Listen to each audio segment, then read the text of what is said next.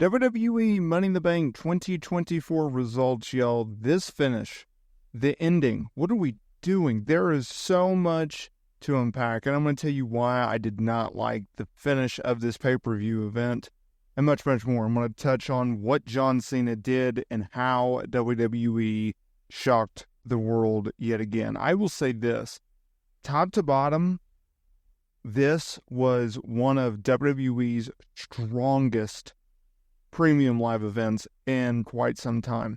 I absolutely loved everything but the main event, but I understand the main event, but I still don't like the main event. This was a night to remember. This will go down as one of the greatest pay-per-view events in WWE history. It is arguably the greatest premium live event that they have held thus far this year. I mean, every single match absolutely destroyed. So let's get into it. Obviously, the biggest talking point coming out of this show, John Cena.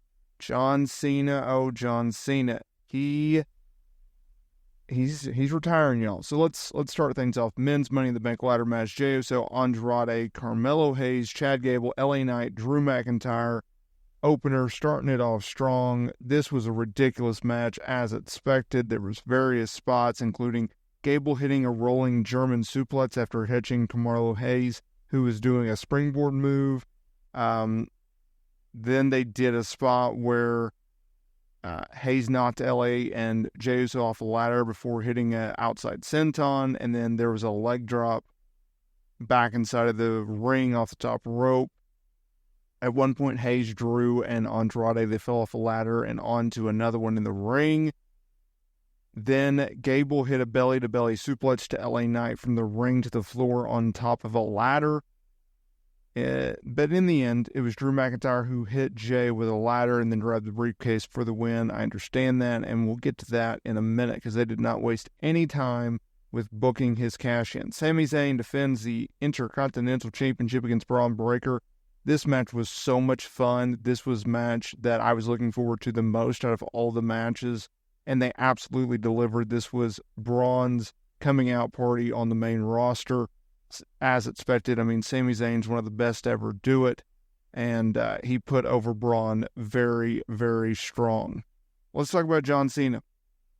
So Trish Stratus came out, and she introduced John Cena, who had new colors. They're red, white, and blue, ironically. And he did a promo in the ring. He said that with business going good, with business going bad, Canadians always show up to WWE events. He thought it was very fitting to announce his in-ring retirement at Money in the Bank because it represents opportunity. It represents opportunities to current stars who are on the rise and those who are looking for a chance. They are looking for something, and John Cena is looking for something. He said that he wants to be part of history when Raw moves to Netflix in 2025. He said that the Royal Rumble in 2025 will be his last. The Elimination Chamber 2025 will be his last. And WrestleMania 41 will be his last. He will be retiring in 2025. He did not declare as to when his retirement match would be, against who it would be.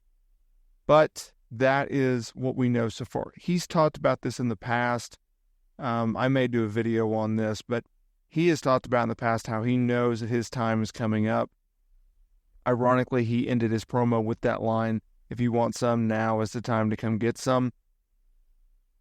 And I expect him to do a full WWE run from January through Mania. I cannot see him not retiring at WrestleMania. It would stun me if he does not retire at WrestleMania. You have to retire at WrestleMania in my eyes. If you're a John Cena, one of the greatest of all time to ever do it. And I think that's where they're going to lean.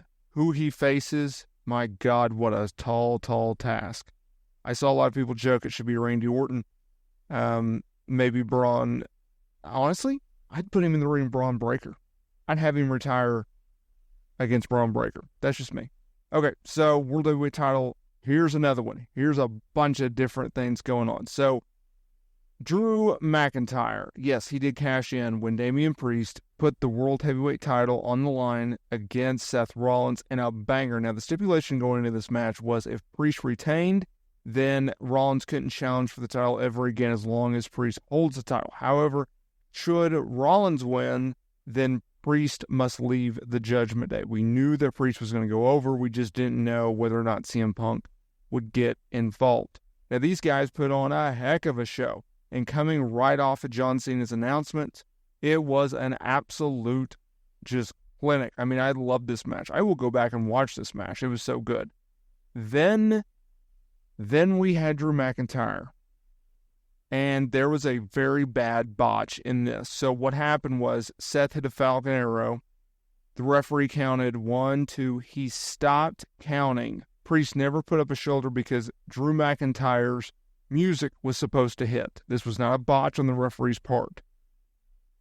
There was a delay. There was confusion. Then Drew's music hit. So everyone criticizing this referee, get over it, because it's not his fault. You had Drew McIntyre come out. He cashed in Money in the Bank. It's an official triple threat. He looks like he's about to win the championship. And then all of a sudden, out of nowhere, CM Punk comes out. He attacks him, hits him with a chair, chokes him with a cable, hit him in the face with a title. Priest capitalized, pinned Drew, 1, 2, 3. Now we have Priest versus Gunther for the world title at SummerSlam. We have CM Punk, Drew McIntyre most likely, although not confirmed yet, for SummerSlam, August 3rd, Cleveland. I don't know where you go with Seth, but those are some banger matches right there. I absolutely love those matches. Women's Money in the Bank.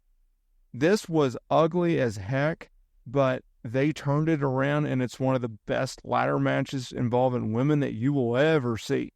Chelsea Green, Lyra Valkyria, Tiffany Stratton, Naomi, Zoey Stark, Io Sky. Banger, banger, banger. This was essentially the story of the match was Chelsea Green was terrified of the ladder and climbing up to it. I mean, these women, especially Zoey Stark, she took some ridiculous freaking spots and bumps in this match. She tried to go for a front senton over the top rope, but she clipped her back of her head on a damn ladder. Like, what are we doing? Then there was a spot where Green hit a facebuster to Naomi off a ladder onto another one. Sky hit a pile driver off of a ladder onto another one with Zoey Stark. Green went up, she climbed the ladder, but she was pushed off by Tiffany Stratton, leading to Green flying over the top rope and crashing through 2 tables on the floor. Tiffany Stratton won the briefcase. Bada boom, bada bing, she's out of there. Main event, here's what I didn't like. Bloodline, they went over Cody Rhodes, our undisputed WWE champion, Randy Orton, and Kevin Owens. And this was a very plotting match. I thought they could have speeded this up a little bit more. I felt like Roman Reigns was calling it out there. But I understand. So look, they made Jacob Fatu look like an absolute beast, right? They made the Bloodline look very, very good. You had a referee bump. They protected Jacob Fatu extraordinarily well. I understand that you needed Solo to pin Cody, which is what happened after Jacob took him out. But I don't like the fact that this closed the show. I felt like the world title should have closed the show. I understand that they're going to try to make Solo and Cody the biggest thing since sliced bread, but just like tonight, the main event should have been Priest versus Rollins with Punk and Drew ending it. And just like at SummerSlam, the true main event that we all know is going to be Drew McIntyre versus CM Punk. And I understand that Roman Reigns will most likely return at SummerSlam. But at least for tonight, I don't know why anyone else can deny that that should have headlined the freaking show. It really should have. Let me know down in the comments area below, what do you think about this show? And I'll see y'all in the next video.